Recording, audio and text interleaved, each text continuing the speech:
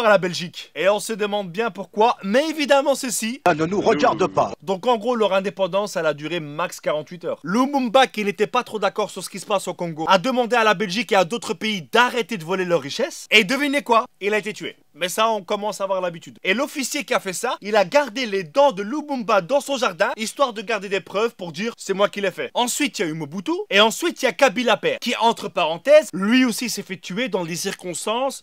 Voilà, on n'a rien vu. On ne voit rien, on sait pas. Et là, il se passe un truc de dingue. T'as le politique belge Louis Michel qui travaille pour l'Europe, qui vient au Congo et qui dit, vu que Kabila Père est mort, on va donner le pouvoir logiquement à son fils, alors qu'il y avait un vice-président. Et ça a été justifié en disant que, vu qu'il y a des conflits, voilà, on va mettre son fils en attendant d'avoir des élections. Ça a duré 5 ans. Ça fait quand même beaucoup la période de transition. Et aujourd'hui, ça fait 16 ans qu'il est président. Et là, il est en train de vouloir changer la constitution, histoire de rester encore 2-3 siècles. Je sais pas si vous êtes au courant, mais il y a quelques années, il y avait un zoo de Congolais à Bruxelles. Et quand je te dis zoo de Congolais, je te parle pas d'animaux venant du Congo, mais bien d'un zoo humain de Congolais, où des familles belges venaient toucher les petits cheveux crépus des petites filles congolaises. Ah, comme c'est mignon! Aujourd'hui, un élément qui fout bien la merde au Congo, c'est le coltan. C'est juste un élément indispensable dans nos smartphones. Ça empêche à notre smartphone de trop chauffer et ça lui empêche d'effacer toutes nos données lorsqu'il s'éteint. Tu comprends maintenant à quel point ce truc est super important. Et pourquoi c'est aussi grave? Eh bien tout simplement parce que ce sont des femmes enceintes,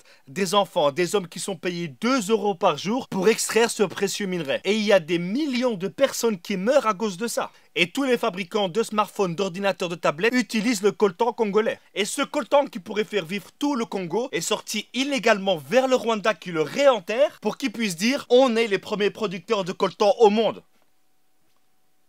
Quoi?